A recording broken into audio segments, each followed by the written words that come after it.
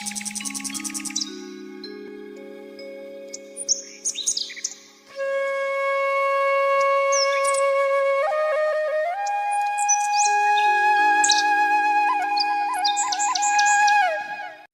इतिहास पुनीत अति उमहि कही ब्रसकेतु भरद्वाज सुनु अपर पुनि राम जन्म कर हेतु। जय सिया राम मित्रों, कलयुग के समस्त पापों का विनाश करने वाली श्री रामायण कथा के प्रथम सोपान बालकांड का यह तीसरा एपिसोड प्रस्तुत है। मित्रों, कैकेयी देश में सत्यकेतु नाम के एक प्रतापी नरेश राज करते थे। उनके दो बलवान धर्मध्वज और पितृभक्त पुत्र थे। बड़े पुत्र का नाम प्रतापभानु और छोटे पुत्र का नाम अरिमर्दन था। सत्यकेतु में उनके नाम के अनुसार ही सत्य आचरण था और उनकी प्रजा अपने अपने धर्म व कर्तव्य में लीन रहती थी। प्रजा वत्सल सत्यकेतु न्यायी व धर्मशील राजा थे और अपने पुत्रों को भी उन्होंने यही शिक्षा दी थी। वृद्धावस्था होने पर राजा सत्यकेतु ने बड़े पुत्र प्रतापभानु को राज्यभार सौंपा और वानप्रस्थ ग्रहण किया। प्रतापभानु ने बड़ी कुशलता से राज्य का दायित्व संभाला और क्षत्रिय धर्म में जो भी प्रचलित पक्ष थे सब संपन्न करते हुए अपने राज्य का विस्तार किया। अनेक राजा तो संधि करके कर देने लगे, लेकिन जिसने हट की उसे बलपूर्वक प्रतापभानु ने पदच्युत कर दिया और वह देश छोड़कर भाग गया। ऐसा ही एक कालकेतु नाम का काकतीय राजा था जो तंत्र मंत्र छल कपट आदि में निपुण था। उसी के जैसा एक और पदच्युत राजा नीलमणि था जो एक विपन्न वन में मुनि रूप में रहता था। शत्रु का शत्रु मित्र होता है, इसके आधार पर दोनों में मित्रता हो गई थी और दोनों प्राय अपने संयुक्त शत्रु से प्रतिशोध लेने की योजनाएं भी बनाते रहते थे। इधर राजा प्रतापभानु अपने भाई अरिमर्दन के साथ प्रजा पालन में मनोयोग से व्यस्त था। राज्य में चारों ओर सुख और समृद्धि थी। राजा न्यायप्रिय था और प्रजा भी अपने राजा का सम्मान करती व उसके दीर्घायु होने की प्रार्थना करती थी। इस प्रकार शांतिपूर्वक राज्य का संचालन हो रहा था। एक दिन राजा प्रतापभानु आखेट के लिए सेना सहित वनखंडों की ओर चला आया। यह कई दिनों का आखेट अभियान था जो राजा यदा कदा अपने मनोरंजन के लिए आयोजित करता था। इससे वन्य जातियों की भी कुशल क्षेम का पता चल जाता और आखेट दल का अभ्यास भी हो जाता।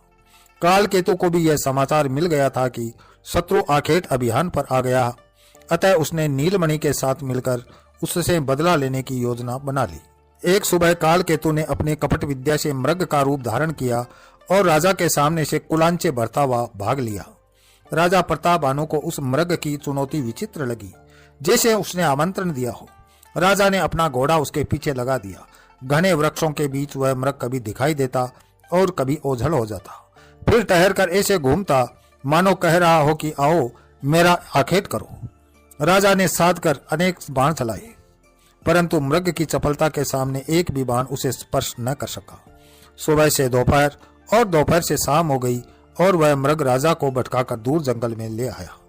राजा प्रतापभानु को इतनी दौड़ धूप के बाद भी मृग का हाथ से निकल जाना क्षुब्ध कर रहा था। भूख प्यास ने भी अपना प्रभाव दिखाना शुरू कर दिया। न जाने शिविर किस दिशा में और कितनी दूर था। दिशा भ्रम हो गया था। संगी साथी सब बिछुड़ गए थे। सूर्यास्त होने पर जंगल में अंधेरा और भी गहरा गया था। मृग तो अब मरीचिका ही बन गया था। अश्व भी थक गया। राजा अनुमान से ही एक दिशा में चल दिया। वह जितना आगे बढ़ता जाता उतना ही वन सघन होने के साथ ही अंधकार भी बढ़ रहा था। जाने कितनी देर भटकने पर राजा को बहुत दूर अग्नि की लौ दिखाई दी। वह जानता था कि उसके सैनिक उसे खोज रहे होंगे। वह उस अग्नि प्रकाश की ओर बढ़ चला। समीप आने पर देखा कि एक मुनिवर ध्यान मग्न होकर धुनी रमाए बैठे हैं। राजा को राहत हुई कि भोजन न सही जल तो मिल ही जाएगा। राजा ने अश्व को वहीं छोड़ा और स्वयं मुनि के समीप पहुंचा। वहां एक छोटी सी कुटिया थी जिसके सामने मुनिवर धुनी रमाए बैठे थे। राजा के पैरों की आहट ने संभवतः मुनि का ध्यान भंग कर दिया था। कैकेयी नरेश का स्वागत है, मुनि ने मिट्टी वाणी में कहा। आइए राजन, हम आपकी प्रतीक्षा कर रहे थे। नियति ने आज का रात्रि प्रवास यही निश्चित किया है। मुनिवर प्रणाम। आप तो त्रिकालदर्शी है महामुने, जो मेरे परिचय और आगमन के विषय में पूर्व निश्चिंत थे। राजा कौतूहल से बोला। मुनि वेशी नीलमणि ने शत्रु को अपने जाल में फंसा जानकर मीठी वाणी से अपनी विद्या की प्रशंसा करते हुए राजा के विषय में बहुत कुछ बताकर उस पर विश्वास जमा लिया। राजा तो उनका भक्त हो गया था मुनि वेश में शत्रु भी तो हो सकता है, ऐसा तो उस सज्जन राजा ने विचार तक नहीं किया था। मुनिवर ने राजा को पीने के लिए जल दिया तो जैसे उसके प्राण लौटे, फिर खाने को कुछ फल भी दिए जिससे राजा की क्षुधा भी शांत हुई। मुनि रूपी नीलमणि ने बताया कि वह कभी इंद्र का रसोइया था, जिसके बनाए भोजन से बुद्धि सात्विक और निर्मल रहती है और इसी कारण देवता इतने समृद्ध और ऐश्वर्यशाली थे। उसने यह भी बताया कि वे पृथ्वी पर कुछ दिन के आनंद प्रवास हेतु इंद्रदेव से अवकाश लेकर आए हैं। प्रताप भानु उसकी छल भरी बातों में फंस गया और उससे अपने कल्याण की आशा करके ऐसा कोई उपाय पूछा जिससे उसका वैभव स्थायी हो जाए। राजन, यदि मेरे द्वारा बनाई गई रसोई को तुम 1,00,000 ब्राह्मणों को अपने हाथों से परोस कर खिलाओ तो उन सब के आत्मिक आशीष से तुम्हारा वैभव स्थायी और अपार हो जाएगा। परंतु यह अत्यंत गुप्त भोज होगा, मेरे विषय में किसी को पता न चले, मेरी गुप्त रसोई में सारी सामग्री उपलब्ध हो और मेरे पास कोई भी न आए। राजा प्रताप भानु कालकेतु और नीलमणि के कपट जाल में फंस चुका था। वह क्या जानता था कि मायावी कालकेतु और छली नीलमणि जैसे उसके 2 अज्ञात शत्रुओं ने बिना युद्ध किए ही उसके समूचे कुल व राज्य का विनाश करने का कुचक्र रच दिया था। राजा प्रताप भानु ने हर्ष और आशा से भरकर गुप्त रसोई का निर्माण शुरू कर दिया और 1,00,000 ब्राह्मणों को महाभोज का निमंत्रण भेज दिया। ब्राह्मणों के लिए भी यह कोई आश्चर्य का विषय नहीं था, क्योंकि राजा लोग ऐसे आयोजन प्राय करते रहते थे। राज्य के साधारण समाज को भी महाभोज में बुलाया गया था। ब्राह्मणों का भोजन गुप्त रसोई में पकाने कपटी मुनि और उसका सहायक कालकेतु पहुंच गए और इसका पता केवल राजा को ही था। निश्चित दिवस को 1,00,000 ब्राह्मण राजधानी में आ गए। उनके भोज की अलग व्यवस्था थी। भोजन भी तैयार था। गुप्त रसोई से आ रहे भोजन को राजा अपने हाथों से परोस रहा था। जब ब्राह्मणों ने भोजन करने के लिए पहला कौर तोड़ा ही था कि आकाशवाणी हुई, जिसने ब्राह्मणों को सन्न कर दिया।